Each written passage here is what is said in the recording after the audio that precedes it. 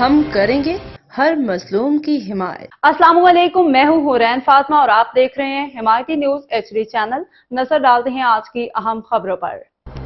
SSP Malir Kashif Aftab Abbasi کی ہدایت پہ سکھن پولیس کی بھرپور کارروائیاں، 5 ملزمان گرفتار، اسلحہ منشیات برآمد۔ Karachi report Himayati news. SSP Malir Kashif Aftab Abbasi کی ہدایات پہ سکھن تھانے کی پولیس نے 3 مختلف کارروائیوں کے دوران 5 عادی مجرمان کو گرفتار کر لیا، جن سے بڑی مقدار میں مضر صحت ماوا گٹکا غیر قانونی اسلحہ برآمد کر لیا گیا۔ گرفتار ملزمان متعدد بار جیل جا چکے ہیں، ضمانت کے بعد دوبارہ جرائم میں ملوث ہو جاتے تھے۔ پہلی کارروائی میں SHO تھانہ سکھن انسپکٹر سید عدیل شاہ کو خفیہ اطلاع موصول ہوئی کہ روڈ نمبر 9 کے قریب 3 افراد ماوا گٹکا فروخت کر رہے ہیں۔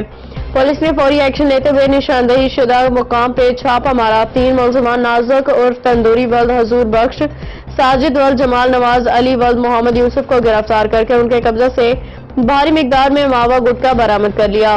دوسری کارروائی روڈ نمبر 8 مسجد ابراہیم کے قریب کی گئی، جہاں ملزم طیب ولد محمد اقبال کو تھیلے میں مضر صحت ماوا گٹکا سپلائی کرتے ہوئے رنگے ہاتھوں گرفتار کیا گیا۔ پولیس کے مطابق ملزم سے 5 کلو سے زائد ماوا گٹکا برآمد ہوا۔ تیسری کارروائی Savera flour mill soda factory road پہ کی گئی، جہاں پولیس نے ایک مشکوک شخص کو روکنے کا اشارہ کیا، جس پہ اس نے فرار ہونے کی کوشش کی۔ پولیس نے بروقت گھیراؤ کرتے ہوئے گلیوں سے ملزم حنیف ولد محمد حسنین کو گرفتار کر لیا، جس کے قبضہ سے 9mm پستول مار راؤنڈ برآمد ہوئے ہیں۔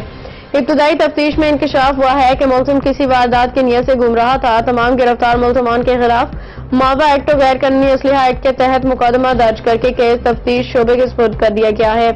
SHO سکھن انسپکٹر سید عدیل شاہ کا کہنا تھا کہ جرم بولتا ہے مگر اس کی کوئی زبان نہیں ہوتی۔ ہم پرعزم ہیں کہ علاقے سے جرائم کا مکمل خاتمہ کیا جائے۔